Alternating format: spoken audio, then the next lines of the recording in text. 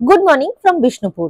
আদি মল্ল রাজা দ্বারা প্রতিষ্ঠিত বাঁকুড়া জেলার এই মন্দির শহরটি আপনাকে তার দুর্দান্ত ঐতিহ্য, গর্বিত সংস্কৃতি, উজ্জ্বল স্থাপত্য এবং পোড়ামাটির গল্পগুলির দ্বারা স্বাগত জানায়। তো আজকে আমাদের লাস্ট ডে বিষ্ণুপুর, আর আমরা তো মোটামুটি রেডি হয়ে গেছি। ঘুম থেকে উঠে ব্রেকফাস্ট করতে যাব।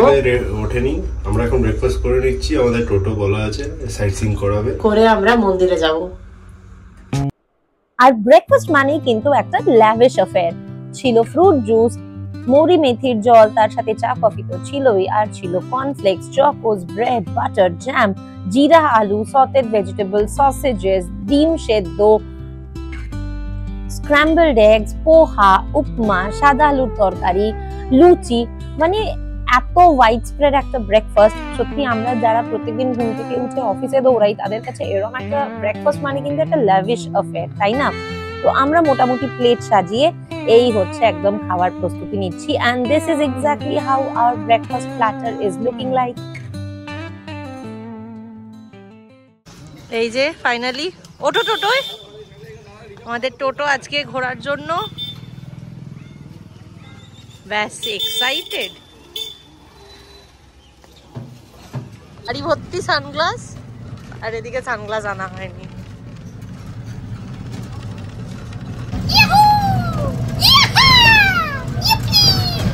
তো এই হচ্ছে আমাদের প্রথম মন্দির আজকের। বিষ্ণুপুরের এই মা ছিন্নমস্তার মন্দির অনেক অনেক পুরনো, অলমোস্ট 100 বছর পুরনো এই মন্দির ছিল আমাদের ঘোরার মধ্যে প্রথম স্থান। আর মোটামুটি প্রথম ঘন্টা বাজাচ্ছিল পুকু। প্রথম কিছু করলেই মেয়েটা এত এক্সাইটেড হয়ে যায়। আর এই দেখো দেবী ছিন্নমস্তার মন্দির। তোমরা নামটা শুনেই বুঝতে পারছো মন্দিরটা এত সুন্দর, মূর্তিটা এত সুন্দর, সত্যি মনটা জুড়িয়ে গেল এই মন্দিরটাতে গিয়ে।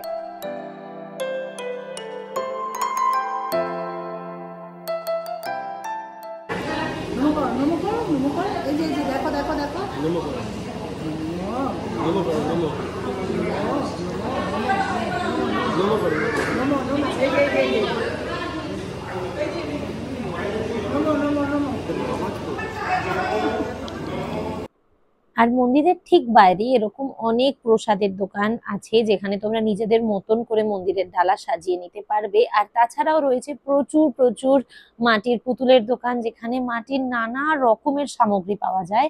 তোমরা যদি কেউ বিষ্ণুপুরে এসে তোমরা যদি ছোট ছোট কিছু সুভেনিরস কিনে নিতে চাও তাহলে সেটা কিন্তু এখান থেকেই কিনে নিতে পারো। আর ঠিক তার পাশেই রয়েছে দলমাদল কামান, যেটা মল্ল রাজাদের তৈরি সর্ববৃহৎ কামান বলেই জানা যায়। এবং দেখতেই পাচ্ছেন যে এটা ভীষণই একটা হিস্টোরিক্যাল ব্যাপার। এই যে মেবি মামাম কামান প্রথমবার দেখছে। মামাম মামাম।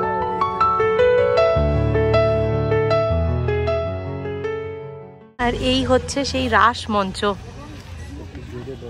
আমাদের পশ্চিমবঙ্গে দেখার মতন আরেকটা দর্শনীয় স্থান হচ্ছে এই বিষ্ণুপুরের রাস মঞ্চ।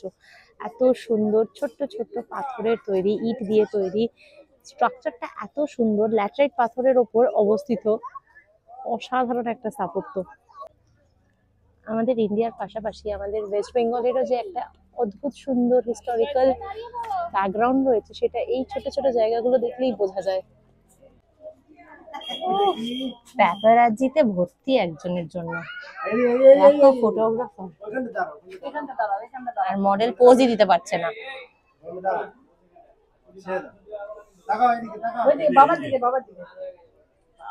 ফাইনালি পোজ দিয়েছে। এত সুন্দর একটা স্থাপত্য। এবং এখানে দোলের সময় কি হতো, বিষ্ণুপুরের যত রাধাকৃষ্ণের মূর্তি ছিল সমস্ত মূর্তি কিন্তু এইখানে আনা হতো এবং এনে এখানে দোল খেলা হতো, পুজো করা হতো, বর্শিপ করা হতো। এত সুন্দর একটা ট্রেডিশন, এত সুন্দর একটা হিস্ট্রি, এত সুন্দর একটা হেরিটেজ। কিন্তু এই লাস্ট যে অ্যানুয়াল দোল পূর্ণিমা এটাতে উপস্থাপনা হয়েছিল, এখানে অনুষ্ঠিত হয়েছিল, সেটা 1932-তে। এবং 1932 এর পর থেকে কিন্তু এখানে আর ওই ফেস্টিভ্যালটা ওই রকম ভাবে ওই গ্র্যান্ডিওসিটিতে কিন্তু আর সেলিব্রেট করা হয়নি। সত্যি আমরা বাঙালিরা নিজেরাই নিজেদের হেরিটেজ গুলোকে কিরকম ভাবে হারিয়ে ফেলি না।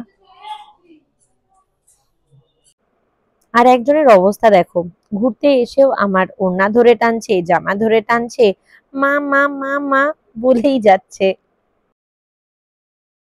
একজন এত বিজি, এত বিজি। মামাম,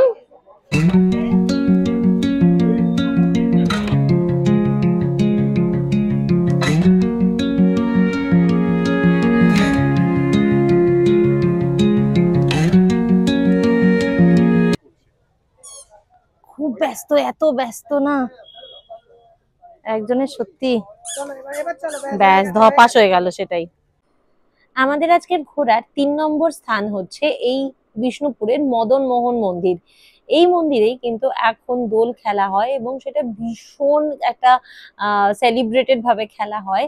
আমরা আগের দিন যেহেতু বিষ্ণুপুরে এসেছিলাম তাই আমরা এই মন্দিরে আর আসতে পারিনি, তো আমরা দোলের পরের দিন এসেছি।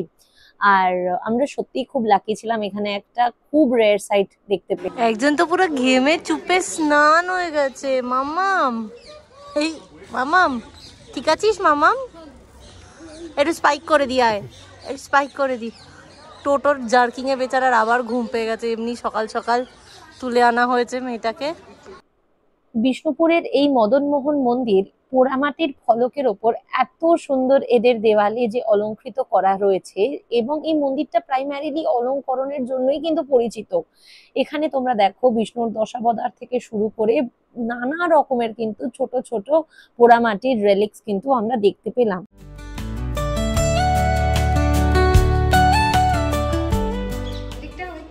আমরা মন্দিরটা জাস্ট পরিদর্শন করছিলাম আর হঠাৎ করে আমরা জানতে পারি যে এখন নাকি ভগবান কৃষ্ণ আর তার সাথে রাধা নাকি নগর পরিদর্শনে বেরোবে। মানে তারা এখন এই চারিয়েটে করে পুরো বিষ্ণুপুর শহরে তারা ঘুরবে, এটা নাকি দোলের পরের দিনে সেলিব্রেশন। আর বিষ্ণুপুর বললেই আমাদের মাথায় যেটা আসে সেটা হচ্ছে পোড়ামাটির পুতুল আর এত সুন্দর পোড়ামাটির কারুকার্য, তাই না?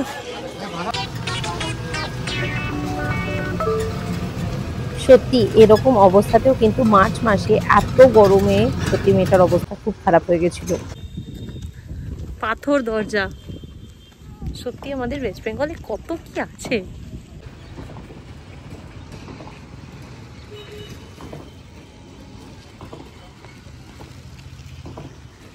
বিষ্ণুপুরের বড় পাথর দরজাটা, যা স্থানীয়ভাবে পাথর দরজা নামেও পরিচিত, বিষ্ণুপুর রাজবাড়ির উত্তর দিকের প্রবেশপথ ছিল।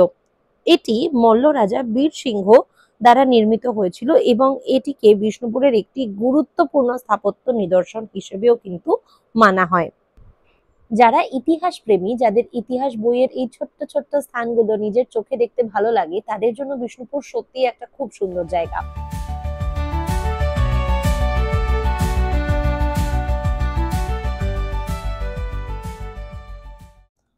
মহান মল্ল রাজা বীর হাম্বিরের নামেই এই মহারাজ বীর হাম্বির উদ্যান কিন্তু প্রতিষ্ঠিত হয়েছে। এখানে ঢুকতে কোনো টিকিটের ব্যবস্থা নেই, তো বিনামূল্যেই আপনারা এই পুরো উদ্যানটা ঘুরে দেখতে পারেন। বলাই বাহুল্য এই মল্ল রাজা ছিলেন দ্য গ্রেট আকবরের সমসাময়িক একজন মহারাজ, এবং এটা নিরাপদেই বলা যেতে পারে যে এই মহারাজেরই হাত ধরে কিন্তু মল্ল রাজ্যের স্বর্ণযুগের সূচনা হয়েছিল। যেটা না বললেই নয় সেটা হলো মহারাজ বীর হাম্বির কিন্তু ছিলেন একজন মহান যোদ্ধা এবং একজন বিচক্ষণ রাজনীতিবিদ। আর ওই যে সপ্তক পুকুকে কোলে নিয়ে ছাতার তলায়, পুকু দিব্যি ছাতার তলায় আছিস বল বাবার কোলে, আমি দেখ রোদ্দুরে আছি।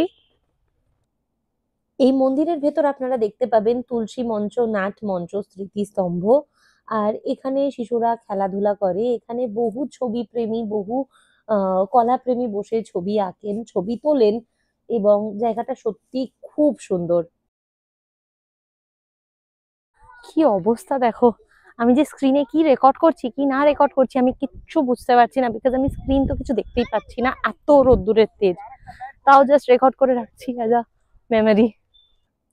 বিষ্ণুপুরকে আমরা সবাই লাল শিল্পীর শহর বলে চিনি, কিন্তু সত্যি বলছি বিষ্ণুপুরে যে এত মন্দির রয়েছে আমার সত্যি কোনো আইডিয়া ছিল না।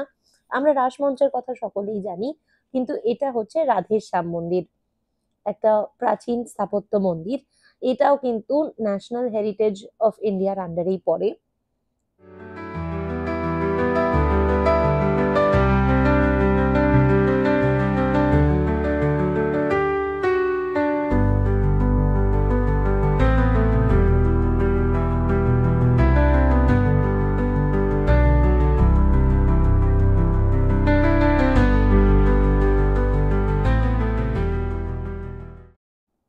এবার আমরা এসে গেছি কেষ্টরায় মন্দির, যা জোর বাংলা মন্দির নামেও পরিচিত। মেদিনীপুর বিভাগের বিষ্ণুপুর শহরে অবস্থিত একটি কৃষ্ণ মন্দির। আগে এখানে কৃষ্ণকে কেষ্ট ঠাকুর নামে কিন্তু পুজো করা হতো।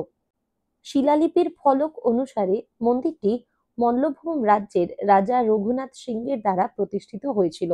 মন্দিরটি জোর বাংলা মন্দির স্থাপত্যের একটি দুর্দান্ত উদাহরণ, যা চালা শৈলীর অন্তর্গত।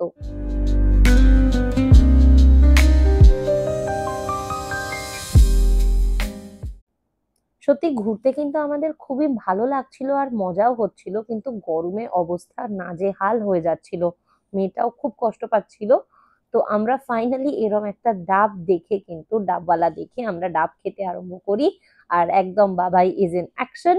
আর একজনের ফেভারিট কোকোনাট ওয়াটার, এটা পেলে তো আর একজন কিচ্ছু চায় না। স্ট্র দিয়ে খাচ্ছে দেখলে।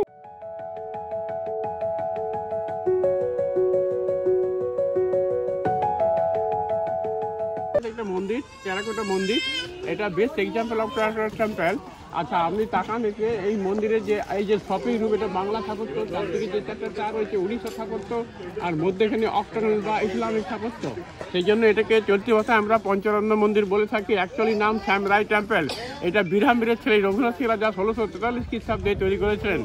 এখানে যেসব অলঙ্করণগুলো আছে, লর্ড কৃষ্ণের বয়হুড, তারপরে ইয়থহুড, এবং দশবতা, দশ মহাবিদ্যা, কন্টেম্পোরারি সোশ্যাল লাইফ, এইসবগুলো আছে।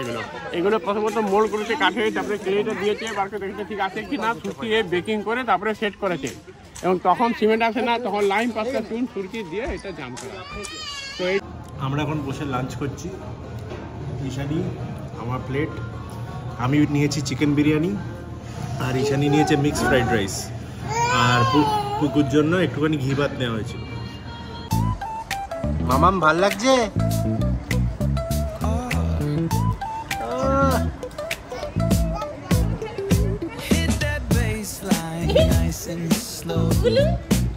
চলো চলো।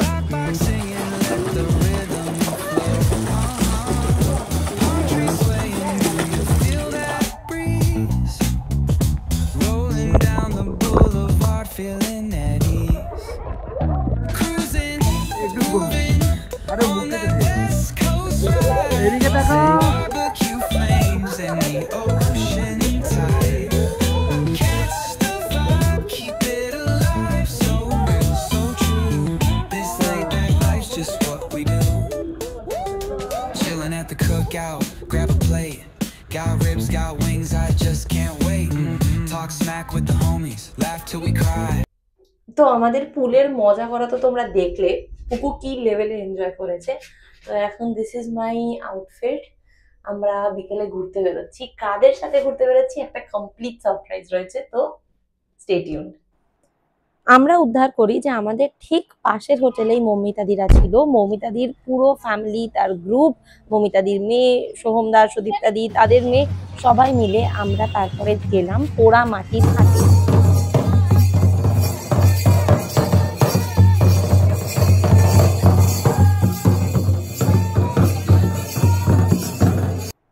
বিষ্ণুপুরে পোড়ামাটির হাট ঘুরতে আসবো আর কোনো জিনিসপত্র কিনবো না, সেটা কি হয়? তাই জন্য দেখো এখান থেকে এরকম পোড়া মাটির বোতল, কিছু ছোট ছোট গিফটিং সামগ্রী, এইসব আমরা কিনছিলাম।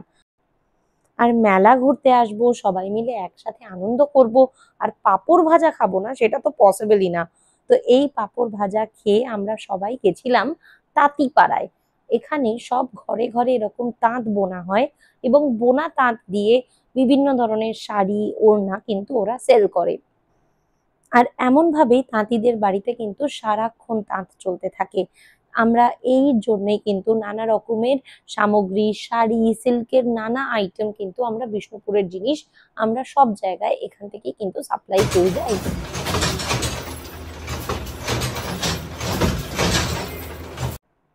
শুধু তাঁত বোনা বা তাঁত শিল্পই নয়, বিষ্ণুপুরের আর্টিস্টরা কিন্তু এরকম বোনা জিনিসের উপর নিজেরা হ্যান্ড পেন্টিং করে, এবং তোমরা দেখেই বুঝতে পারবে হ্যান্ড পেন্টেড দুপাট্টা আর প্রিন্টেড দুপাট্টার মধ্যে কিন্তু আছে অনেক তফাৎ। শপিং এর পর খাওয়া দাওয়া দিয়ে কিন্তু আমাদের বিষ্ণুপুরের জার্নি এখানে ইতি। তোমরা জানিও আমাদের এই ভিডিওটা তোমাদের কেমন লাগলো, আর নতুন ভিডিও আসতে চলেছে খুব শিগগিরই, তাই যারা যারা এখনো সাবস্ক্রাইব করোনি সাবস্ক্রাইব।